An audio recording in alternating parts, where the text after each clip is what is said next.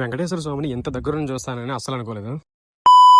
Last month నాకు కొంచెం health issue రావడం వల్ల అంతా సెట్ అయిపోతే ద్వారకా తిరుమల వస్తానని చెప్పేసి ఆ వెంకటేశ్వర స్వామికి మొక్కున్నాను అనమాట. అందుకే ఈ రోజు అయితే స్టార్ట్ అయిపోయాం. నేను చిన్నప్పుడు ఫస్ట్ టైం ఏ ఏజ్ లో వచ్చినా గుర్తులేదు, కానీ అప్పట్లో ఎవరిదన్నా పెళ్లి అయితే నైట్ టైం ట్రాక్టర్ల మీద మా అమ్మ నాతో పాటు కలిసి ఒకసారి అయితే వచ్చాను. ఇంకా ఇప్పుడైతే ఆయన దగ్గరికి ఎప్పుడు రావాలనిపిస్తే అప్పుడు వచ్చేస్తుంటాము. అప్పటికి ఇప్పటికి ద్వారకా తిరుమల చాలా డెవలప్ అయింది. మేము వీక్ డేస్ లో రావడం వల్ల అనుకుంటా ఈ రోజు భక్తుల రద్దీ కొంచెం తక్కువగా ఉంది. సో అందువల్ల స్వామివారిని మొదటి గడప నుంచి చూసే అదృష్టం అయితే కలిగింది మాకు. ఆల్మోస్ట్ 2 minutes మొదటి గడప నుంచి చూసాం. అండ్ అలాగే నేను స్వామివారిని అంత దగ్గర నుంచి చూడడం ఇదే ఫస్ట్ టైం అనమాట. మీరు కానీ ఎప్పుడైనా స్వామివారిని మొదటి గడప నుంచి చూస్తుంటే కామెంట్ చేసేయండి. కానీ పీస్ఫుల్ గా దర్శనం చేసుకుని స్వామివారిని చూడాలనుకుంటే మాత్రం వీక్ డేస్ లోనే వెళ్ళండి. దర్శనం చేసుకుని బయటికి రాగానే ఇక్కడ పాలకోవ ట్రై చేద్దాం అని చెప్పేసి ఒక బాక్స్ అయితే తీసుకున్నాం. దీని కాస్ట్ వచ్చేసి 150 రూపీస్.